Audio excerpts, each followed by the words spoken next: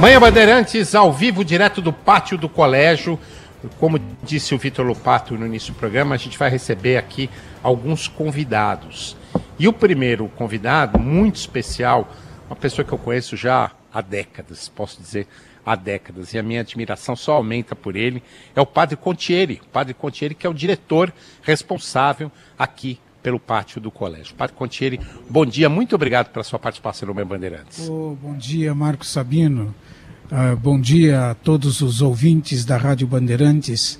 É uma alegria muito grande recebê-los aqui no pátio do colégio, nesse lugar onde a nossa cidade nasceu e com ela tantas coisas boas nasceram e tantas coisas a serem construídas. Muito obrigado por essa belíssima oportunidade. Nossa, nós é que agradecemos. Lopato, se eu não dissesse na abertura que o Padre Contieri é padre, a voz calma, essa paz que ele passa falando, já indicaria que ele é um padre, não? Bem que você me avisou, Sabino, antes. Disse, você vai ver a voz que tem o Padre Contieri.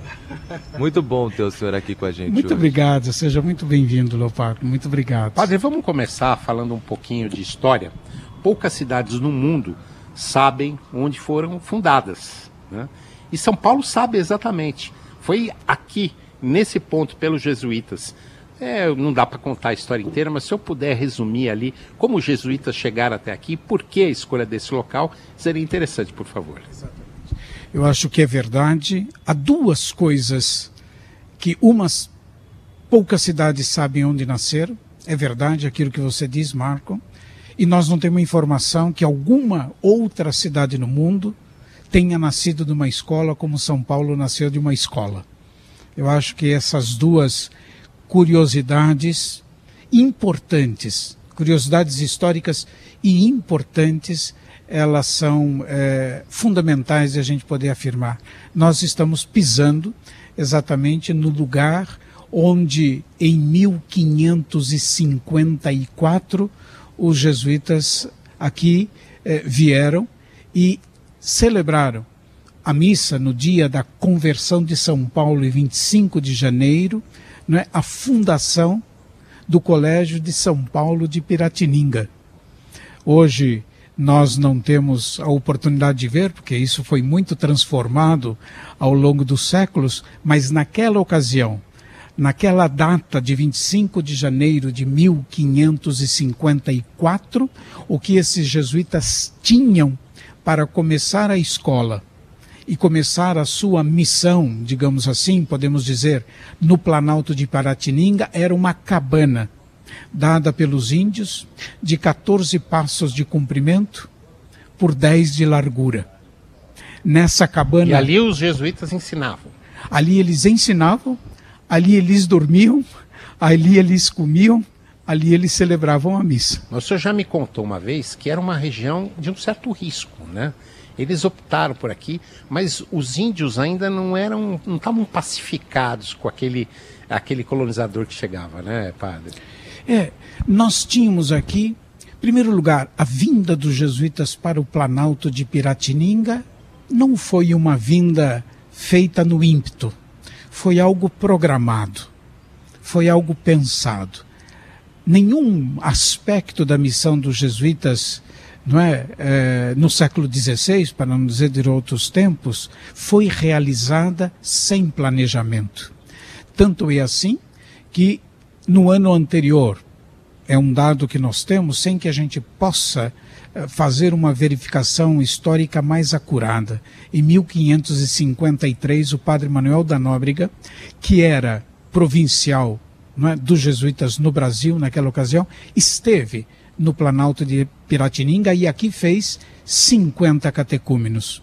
É verdade também que antes da instalação do colégio aqui no Planalto, o padre Manuel da Nóbrega pediu que o padre Leonardo Nunes, conhecido pelos índios como Aberebebê, o padre voador, porque ele tinha uma localização geográfica que causava inveja até aos índios que aqui viviam, pediu que o padre Leonardo Nunes viesse inspecionar a região.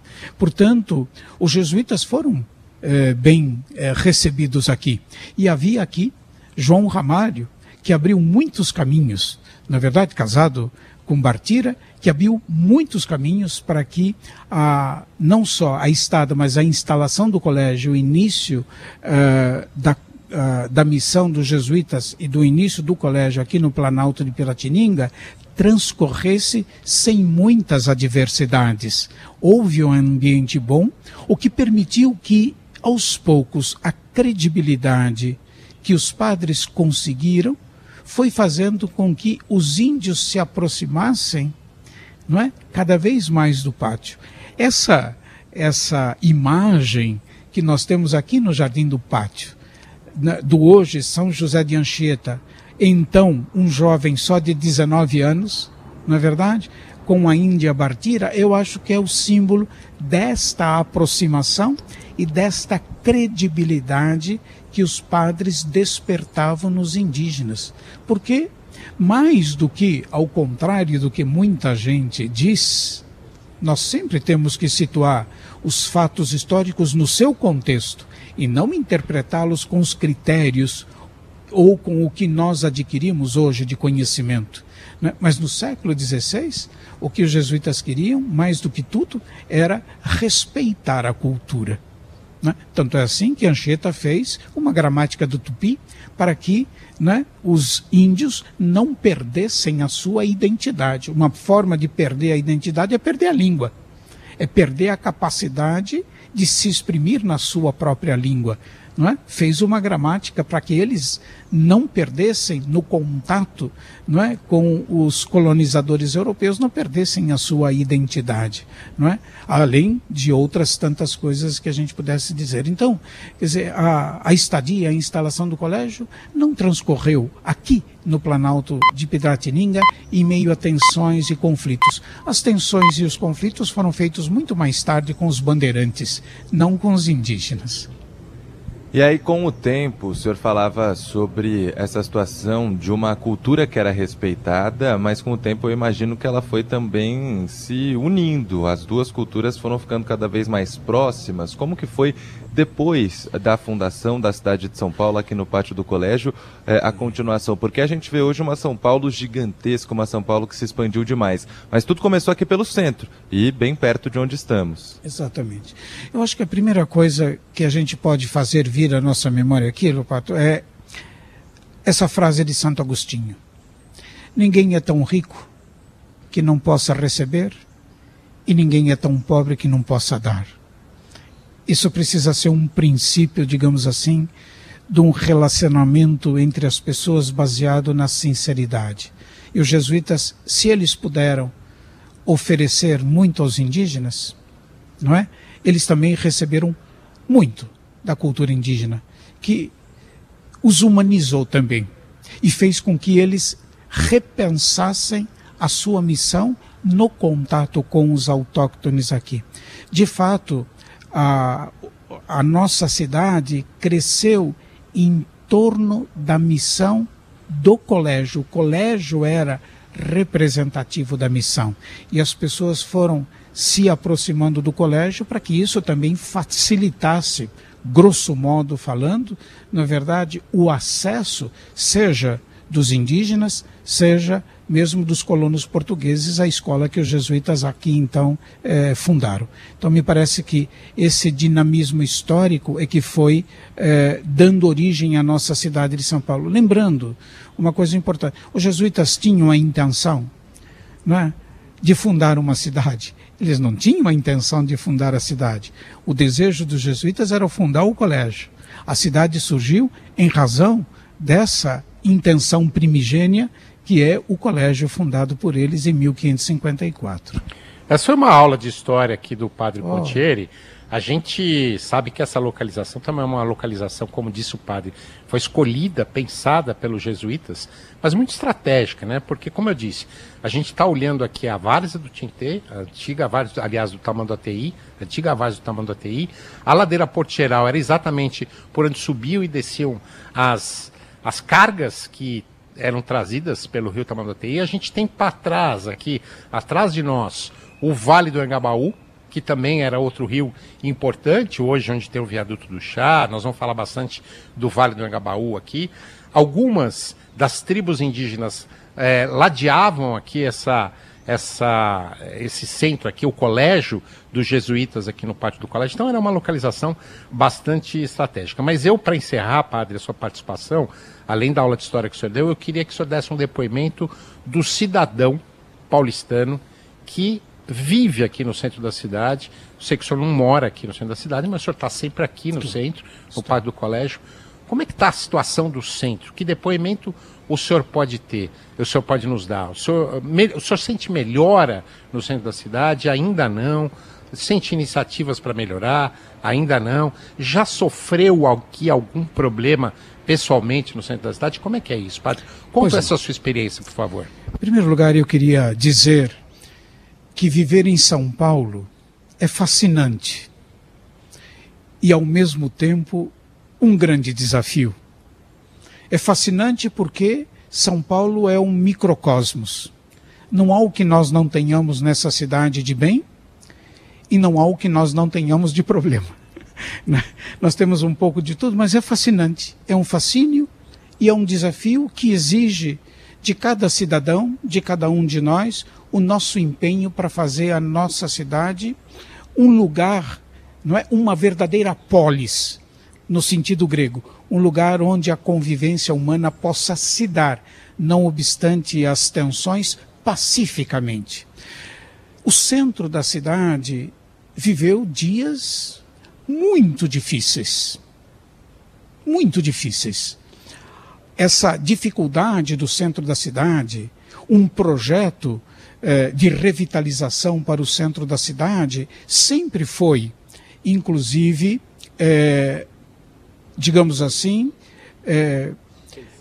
pensado e sempre esteve na lista dos programas eleitorais e nunca foi realizado, tá certo? Ele nunca saiu do campo das ideias, ele nunca saiu do papel, não é nada disso. E evidentemente, se eu tenho um plano, mas eu não tenho iniciativas que ponham esse plano em marcha, eu não só consigo estagnar, ao contrário, os problemas do centro de uma cidade, que na verdade é uma confluência dos problemas da cidade inteira, mas eu ainda os pior. A pandemia tornou o centro da cidade quase um campo de batalha, uma terra de ninguém, não é? Onde de fato nós vimos o que pode ser e a que pode chegar o descuido do poder público. Porque a responsabilidade só era do poder público, só é do poder público. Essa é a verdade. É verdade que no último ano e meio, tem havido melhoras significativas no centro da cidade. O plano de revitalização do centro foi posto em prática? Não. Nós talvez se esteja mitigando os grandes problemas que nós temos aqui. Há hoje um outro plano de revitalização do centro, não é? Aqui nós temos notícia movida pelo governo do estado e tal, que aliás, ao que me parece, num primeiro momento, sem que a minha apreciação seja definitiva, que me parece um acerto bastante grande, não é? É algo de se apreciar positivamente. Melhorou a segurança do centro da cidade, melhorou a segurança do centro da cidade. Pessoalmente, você me perguntava, Marco, eu alguma vez aqui, ou nossa instituição, alguma vez foi vítima desta situação de abandono? Não, nós somos solidários. Eu nunca fui agredido, a nossa instituição nunca foi agredida, a não ser anos atrás, vocês se lembrarão, por aquela pichação que nada tinha a ver, não é, com a situação do centro da cidade, não é? Eu diria que eu gostaria mais de exprimir um desejo, de ver que as políticas públicas efetivamente tenham princípio, meio e fim.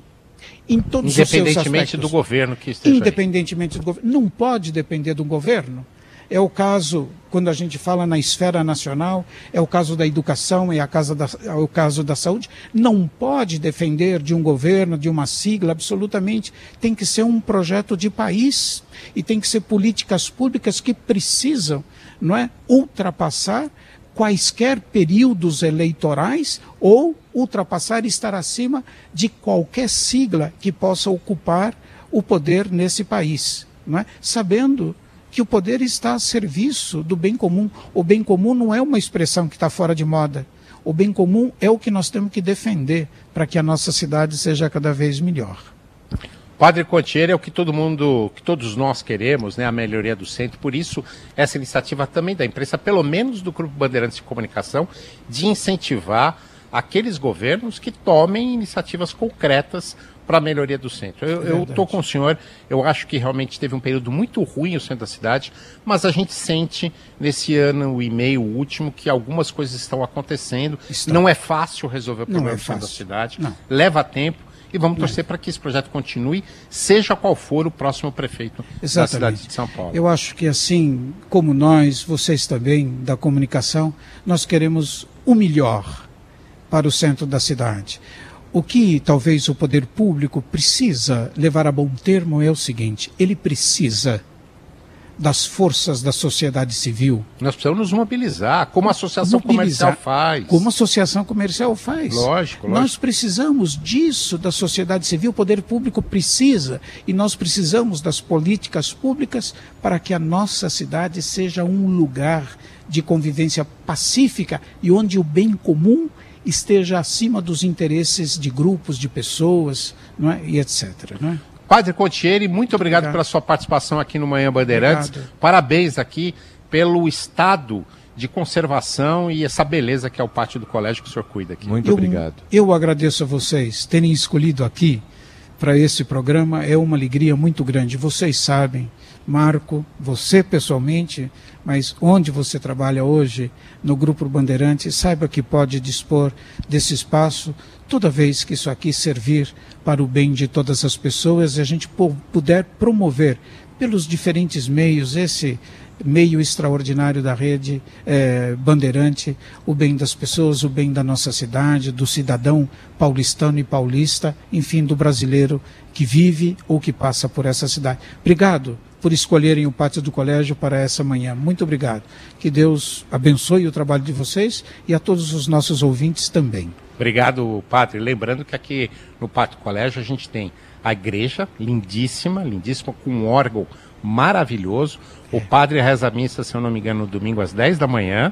Né? E todos os dias ao meio-dia. E todos os dias ao meio-dia. A gente tem aqui uma área de convivência, que é esse jardim incrível que a gente tem, inclusive com um pedaço do muro original, né, que foi preservado, está aqui cuidado, protegido por vidros. A gente tem o museu, que tem relíquias de Anchieta, inclusive, um museu incrível, vale a pena a visitação. E a gente tem a cripta, que é outro lugar maravilhoso. Então tem muita coisa para ver. E uma biblioteca especializada em história. E uma biblioteca especializada em história, que maravilhoso. Que é também, como vocês perceberam, uma das especialidades do padre Contieri. Obrigado, padre. Muito obrigado, Marco. Bom dia. Muito obrigado, Lupato. Muito obrigado à Rádio Bandeirantes por essa oportunidade. Obrigado. Agora 10 horas e 41 minutos, rápida